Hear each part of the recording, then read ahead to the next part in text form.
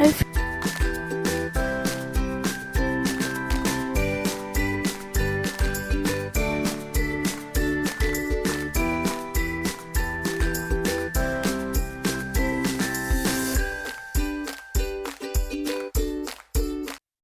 আজ সকাল থেকেই রোদ আর বৃষ্টির মধ্যে লুকোচুরি খেলা চলছে। আর তার জেরে আমরা তো নাজেহাল।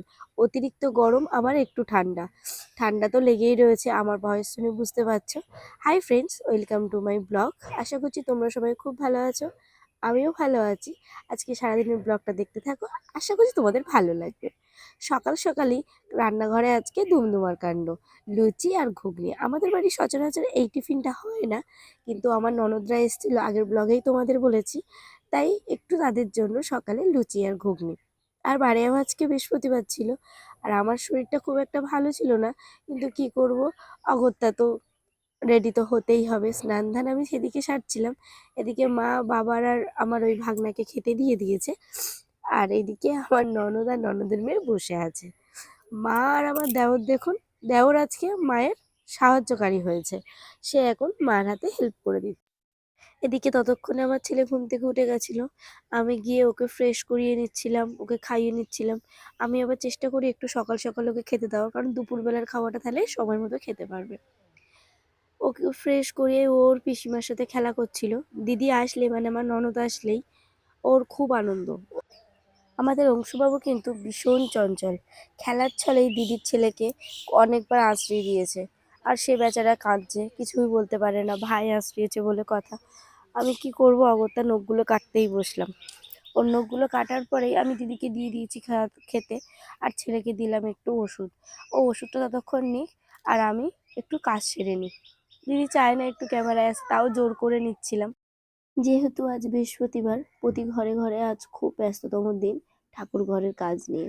তেমনি মা সকালবেলা তো দেখলেই লুচি তরকারি করা হয়ে গেছে।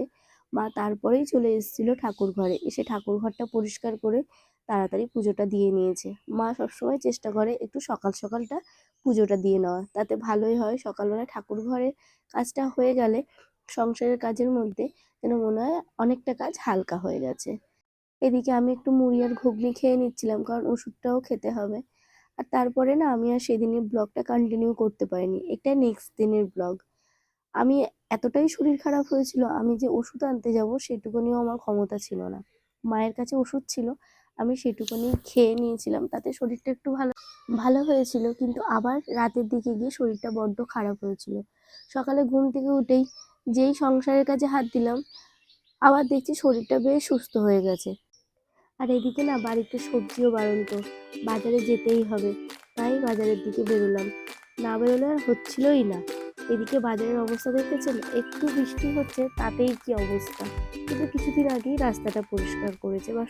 চলে এসেছি দোকানে, এসেই দেখছি ছেলের বাবা টিফিন করছে, আর এদিকে আমার জন্য টিফিন রেখে দিয়েছে। বলছে এটা খেয়ে নাও, কাল রাত্রে কিছু খাওনি, আগে এটা খেয়ে নাও, নাহলে শরীরটা দুর্বল রাখবে। আমার মুখের অবস্থা দেখুন, আমি নিজেই যেন নিজেকে চিনতে পারছি না, যে একদিনে শরীর খারাপে এত পরিবর্তন হয়ে গেল। বলে একটু নিজেকে জাস্ট আয়নায় দেখছিলাম। এদিকে ছোট ভাই এসেছিল, ওকে ফোন করে নিয়েছিলাম যে একটু আয়, আমার শরীরটা খারাপ লাগছে, চল একটু বাজার করবো, আমার সঙ্গে তুই একটু যাবি। ও একটু আমার সঙ্গে যাচ্ছিল। এইবারে এসে ফার্মেসি থেকে আমি একটু ওষুধটা নিয়ে এবার কিছু সবজি বাজার করব। বাজারটা একটু বৃষ্টিতে যে কি অবস্থা হয়ে যায়, একটু হাঁটতে ভালো লাগে না। এই বৃষ্টির মধ্যে না বাজারেও আসতে ভালো লাগে না। কি আর করবো, শ্বশুরমশাইও দোকানে থাকেন, বড়মশাইও দোকানে থাকেন, ওদের বাজার করাটা সম্ভব হয়ে ওঠে না, ওরা সময়টা পেয়ে ওঠে না, তাই অগত্যা একটু বাজারে আসা। আমি আবার সবসময় আসি এই টুকটাকগুলো, বাবা মাছের বাজারটাগুলো করে দেয়, ও আবার যেমন একটু সপ্তাহের বাজারটা মাঝে মাঝে করে দেয়, তাতে একটু হালকা হয়। আমি এই টুকিটাকি একটু সবজি বাজারটাই করতে আসি। বাজারটা আমার প্রায় কমপ্লিট। এবার একটু চিংড়ি মাছ নেবো। বাবা সকালেই ইলিশ মাছ নিয়ে গেছে, কিন্তু আমি ভাবলাম ছেলেকে ইলিশ মাছ দেবো না, কারণ প্রচণ্ড কাঁটা তো, আমি আর রিস্ক নিতে চাইছিলাম না। তাই ভাবলাম চলো ওকে আজকে একটু পটল আলু চিংড়ি মাছের ঝোল করে দেবো, তাই একটু চিংড়ি মাছ নিয়ে নিলাম। এবার বাড়ি ফেরার পালা। বাড়ি যেতেই আমি একটা জিনিস নিয়ে নিচ্ছিলাম, কী বলো তো, তোমরা বুঝতে পারবে না। জিরে, জোয়ান, মৌরি, আমি সকালে করে যে ড্রিঙ্কসটা খাই তার জিনিসগুলো নেওয়া হয়ে গেছে। এদিকে আপেলগুলো দেখুন কি সুন্দর, আমার কি পছন্দ হয়েছে। একটা ছোট্ট আপেল মাপলাম, বললো একটা এইটুখানি আপেলের দাম বললো 12 টাকা। আমার তো বেশ পছন্দ হয়েছে, কি করব, নিয়েই নিলাম। বেশ পছন্দ হয়েছিল। তারপরেই আবার এসেছিলাম একটু ফার্মেসি, এসেই আমার ফেস ওয়াশটা শেষ হয়ে গেছিলো, ফেস ওয়াশটা নিয়ে নিলাম। নিয়ে শসা নিয়ে এবার আমরা দুজনে যাব বাড়ির দিকে। আমি কিন্তু বাজারে এসেছিলাম প্রায় 8টার দিকে। আমার কিন্তু বাজার সারতে সারতে 9টা বেজে গিয়েছিল। সকাল সকাল এসেছিলাম, তাই বাজারে টাটকা টাটকা সবজিগুলো কিন্তু নিয়ে নিয়েছি। আর সঙ্গে একটা লাউও নিয়েছিলাম, জানেন, বেশ কচি ছিল। এই লাউটা নিয়েছিল 30 টাকা। আমাদের এখানে কিন্তু বেশ সস্তায় সবজি পাওয়া যায়।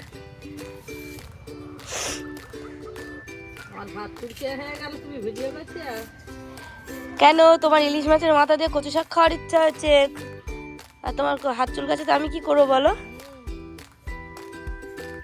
এই চিংড়ি মাছগুলো কিনে এনেছি। তোমার এই হাত চুলকাচ্ছে, তোমার গাল চুলকাবে না, গলা ধরবে? এইবারের সিজনের প্রথম ইলিশ মাছ আমাদের বাড়ি। বাবা সকালবেলায় বাজারে গিয়ে কি সুন্দর টাটকা একটা ইলিশ মাছ এনেছে, একটা না দুটো মাছ এনেছে। আমি আর মা গল্প করতে করতেই কাজগুলো সেরে নিচ্ছিলাম, কারণ সংসারের কাজ দুজনে মিলে করলে বেশ কিন্তু তাড়াতাড়ি কাজটা হয়ে যায়।